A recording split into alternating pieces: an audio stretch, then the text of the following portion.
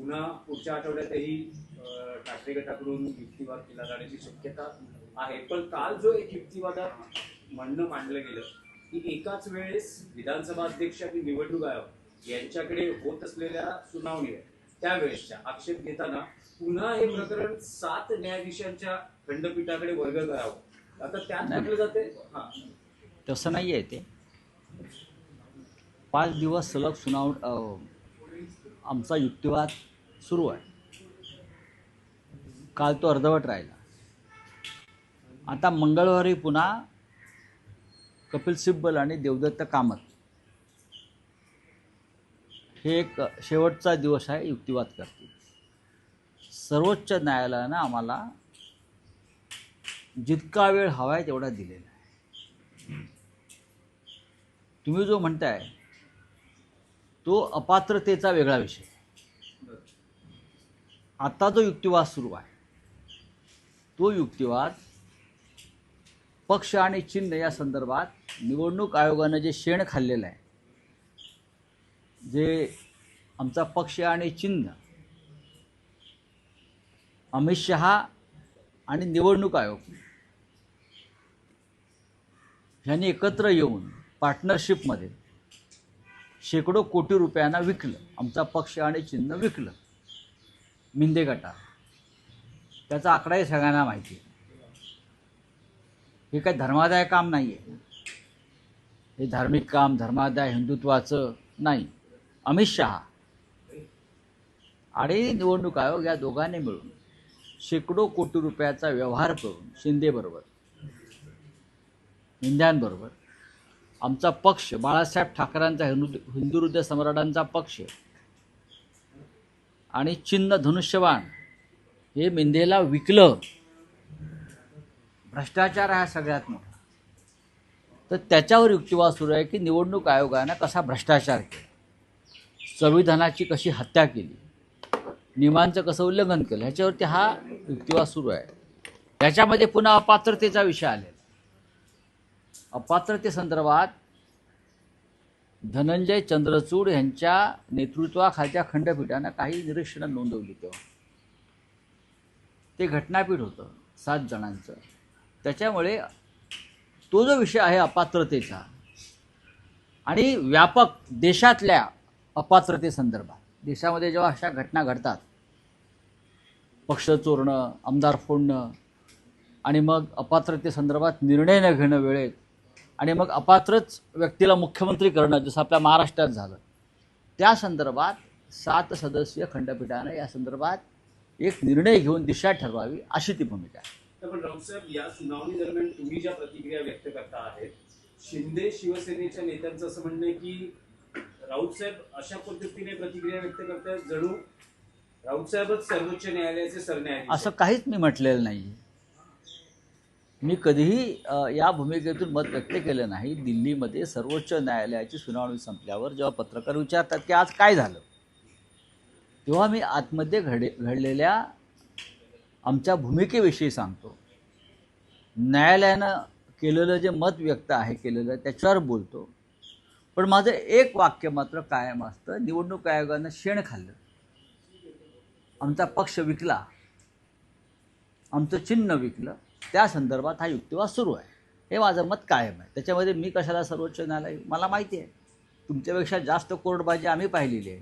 तुम्ही आत्ता कोर्टात जाताय हो. तुम्ही कधी साधं तुरुंगात गेला नाही, जेलमध्ये गेला नाहीत, आंदोलन केलं नाही, लाठी खाल्ली नाही. आम्हाला काय तुम्ही शिकवताय?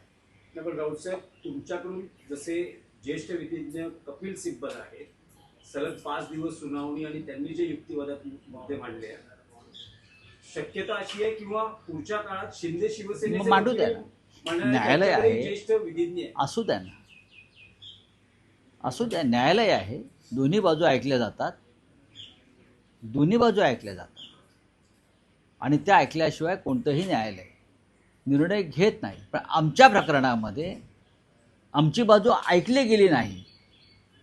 निवडणूक आयोगात आधीच्या सुनावणीत हे आम्ही सांगतो आहोत. आणि जे वारंवार म्हणतोय निवडणूक आयोगाने शेण खाल्लं, निवडणूक आयोग विकला गेला आणि त्याने आमचा पक्ष आणि चिन्ह विकला, शेकडो कोटींना. हा व्यवहार मी वारंवार सांगितलेला आहे. त्याच्यामुळे त्यांना त्यांची बाजू मांडू द्या की आम्ही निवडणूक आयोगाला कसं शेण भरवलं, निवडणूक आयोगानं कसं शेण खाल्लं, आम्ही कोणाकोणाला विकत घेतलं, आम्ही गुवाहाटीला कसे गेलो, हे त्यांना सांगायला पाहिजे त्यांनी. आम्ही तेच सांगितलेलं आहे ना. एक जो आमदार अपात्र होणार आहे पक्षांतरानंतर अँटी डिफेक्शन लॉनुसार, त्या अपात्र ठरणाऱ्या व्यक्तीला तुम्ही राज्याचा मुख्यमंत्री केलं, हे देशाच्या घटनेच्या विरोधात, संविधानाविरोधात आणि 10th शेड्यूलच्या विरोधामध्ये आहे. इथेच शेण खाल्लेलं आहे सगळ्यांनी बसून, सामुदायिक. आणि त्याचे निर्माते अमित शहा जे आता पळतायत तोंड लपवून, फक्त काल पार्लमेंटला मुखदर्शन दिलं आणि निघून गेले. संसदेचं अधिवेशन पार पडलं, मात्र त्यात फलित काहीच निघालं नाही. कारण राहुल गांधी परराष्ट्र धोरणाविषयी बोलताना म्हटले की यांचं परराष्ट्र धोरण म्हणजे गळाभेट आहे. नाही, गळाभेट नाही बोलले, मिठ्या मारणं, जबरदस्तीच्या मिठ्या मारणं. काल राहुल गांधींनी, त्याचं प्रात्यक्षिक केलं गेलं. काल राहुलजींनी त्याचं डेमॉन्स्ट्रेशन, तुम्ही म्हणता प्रेझेंटेशन, प्रात्यक्षिक, बरं का, अख्ख्या जगाने ते पाहिलं आणि देशाच्या प्रधानमंत्र्याची छिथू झाली. परराष्ट्र धोरण ही फार मोठी गोष्ट आहे भारतासारख्या देशासाठी.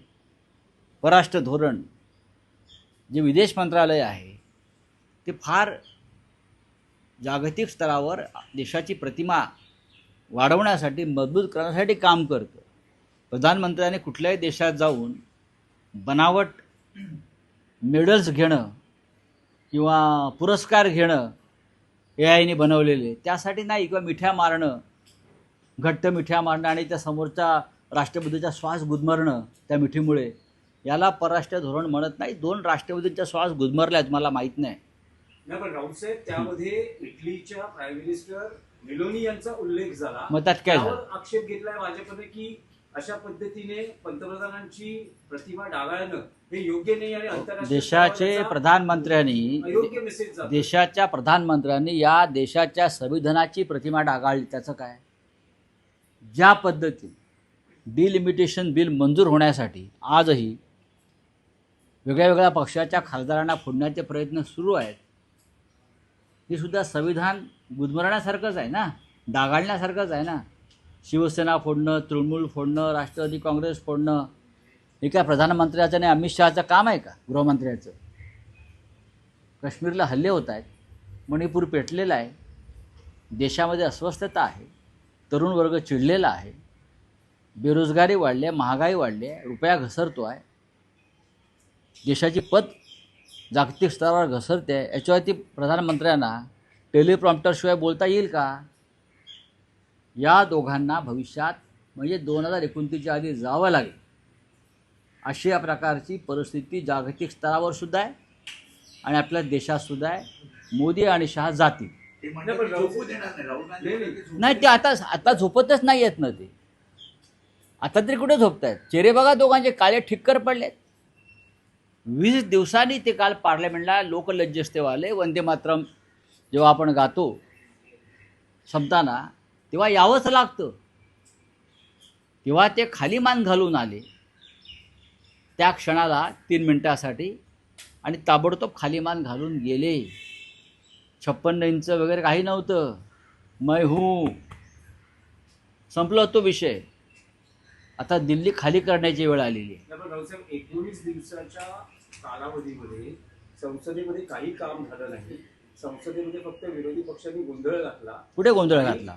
फक्त काय अमित शहाचा राजीनामा हा एकमेव अजेंडा होता. भ्रष्ट आणि क्रूर तानाशहाचा राजीनामा मागण्यासाठी जर गोंधळ घालावा लागला तर ते लोकशाहीसाठी गोंधळ हा घालावा लागतो. आणि अशा प्रकारचा गोंधळ घालण्याची परंपरा, त्या परंपरेला मान्यता अरुण जेटली आणि सुषमा स्वराज यांनी दिलेली आहे. लोकशाहीतलं मोठं हत्यार आहे ते. जेव्हा एक देशाचा सैतानी गृहमंत्री मुलांवर पॅलेट गन चालवतो, टिअर गॅस चालवतो, दादागिरी करतो, पक्ष फोडतो, माणसं विकत घेतो, अशा अमित शहांचा राजीनामा मागण्यासाठी जर आम्हाला संसदेमध्ये आवाज उठवावा लागला, त्याला गोंधळ म्हणता येणार नाही. ती लोकशाही संरक्षणाची कवचकुंडल आहे. राज्याच्या राजकारणातला विषय होता, केंद्रीय राजकारणात बोला. राज्याच्या राजकारणातला विषय होता की चाकणमध्ये अपुऱ्या सुविधांमुळे जवळपास अनेक कंपन्यांनी तिथून MIDC असेल आणि आसपासच्या त्या सगळ्या संकुलातील अनेक कंपन्यांनी तिथून जाण्याचा निर्णय घेतला. त्यामुळे उद्योगमंत्र्यांनी तातडीनं एक निवेदन जारी केलं की ते या प्रकरणी एक बैठक बोलावतील. पण आज शरद पवारांची या विषयावर एक फेसबुक पोस्ट आहे की पायाभूत सुविधांच्या अभावामुळे उद्योगांचं स्थलांतर हे भूषणावह नाही आणि त्याबद्दल पवारांनी चिंता व्यक्त केली. सगळ्यात जास्त भ्रष्टाचार 5 टॉप ज्या मिनिस्ट्रीज आहेत महाराष्ट्रात त्याच्यामध्ये उद्योग खातं आहे. उद्योगमंत्र्यांनी कोणता नवीन उद्योग या महाराष्ट्रामध्ये आणला? 5,500 उद्योग महाराष्ट्राच्या बाहेर गेले किंवा बंद पडले, त्यासाठी काय केलं? याचा लेखाजोखा कधी दिला आहे का?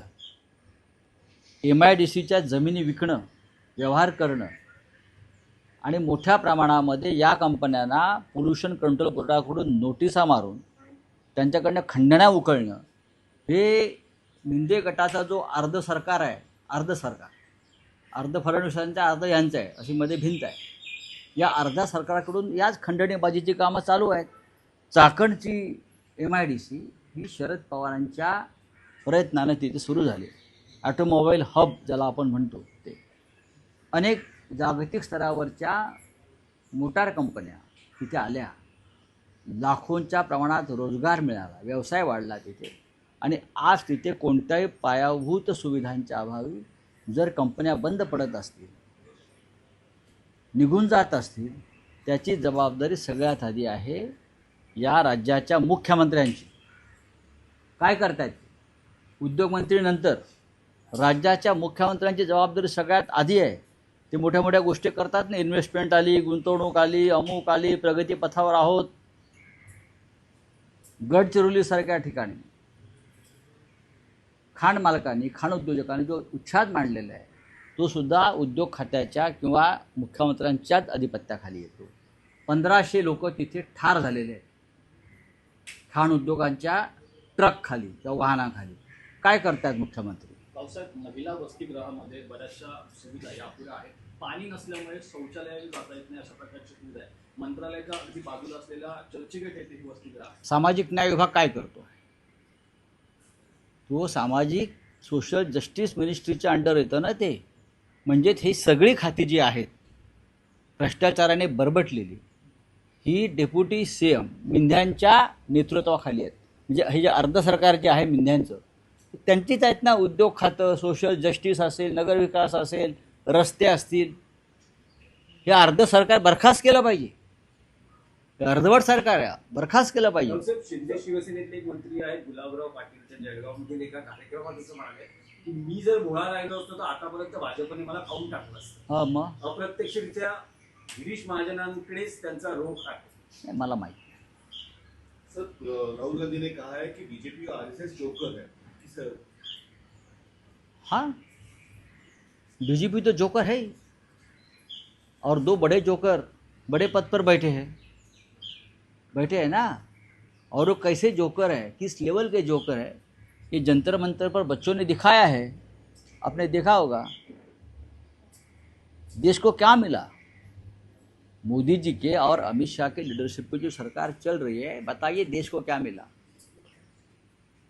धार्मिक उन्माद मिला है. धर्म के नाम पर जो आप देख रहे हैं, जो चल रहा है, सिर्फ हिंदू मुसलमान, बस भारत पाकिस्तान. जंतर मंतर पर एक घोषणा मुझे बहुत अच्छी लगी. घर में बाप की चड्डी फटी है, घर में चूल्हा नहीं जल रहा है और ये मोदी मोदी कर रहे हैं. घर में बाप की चड्डी फटी है, फटी हुई चड्डी है बाप की, घर में चूल्हा नहीं जल रहा है और मोदी मोदी नारे दे रहे हैं बच्चे. ये स्थिति है देश की. अगर RSS अपने आप को राष्ट्रभक्त संगठना मानती है तो सबसे पहले मोहनराव भागवत जी ने, सरसंघ चालक है परम पूज्य, उसने दिल्ली में आकर खुलेआम एक पत्रकार प्रेस कॉन्फ्रेंस लेकर मोदी और शाह की पोल खोलनी चाहिए. और ये भागवत साहब का भी जिम्मेदारी है देश के तरफ देखना और देश में जो चल रहा है उसके लिए आवाज़ उठाना. सर, राहुल गांधी ने एक और बात की है कि हक करना ये विदेश नीति है. क्या भी सहमत हैं? ये विदेश नीति मोदी जी की है, देश की नहीं है. देश के विदेश नीति लगभग 80 साल से हम देख रहे हैं पंडित नेहरू जी से, और आज तक बहुत फ़र्क हो गया है। 10 साल में विदेश नीति ख़त्म हो गया है। प्रधानमंत्री कहाँ भी जाते हैं, किसी को भी जोर से ऐसा मीठी मारते हैं, हक करते हैं कि सामने वाला का सांस थम जाता है इतनी ज़ोर से। 1-2 राष्ट्रपति का तो श्वास थम गया था, मालूम है आपको। तो उत्तर प्रदेश में 50,000 रुपया महिला को दिया जाएगा, तो क्या लगता है ये महाराष्ट्र की तरह ही है? चुनाव बिहार में दिया 10-10 हज़ार, महाराष्ट्र में दिया 1500-1500, अब बिहार में 1 वोट की कीमत है 50,000। भाव बढ़ गया, भाव बढ़ गया। मोदी और अमित शाह की तो यही तो रीत है, 50-50। अब और कहाँ चुनाव होगा तो 1-1 लाख रुपया दे देंगे।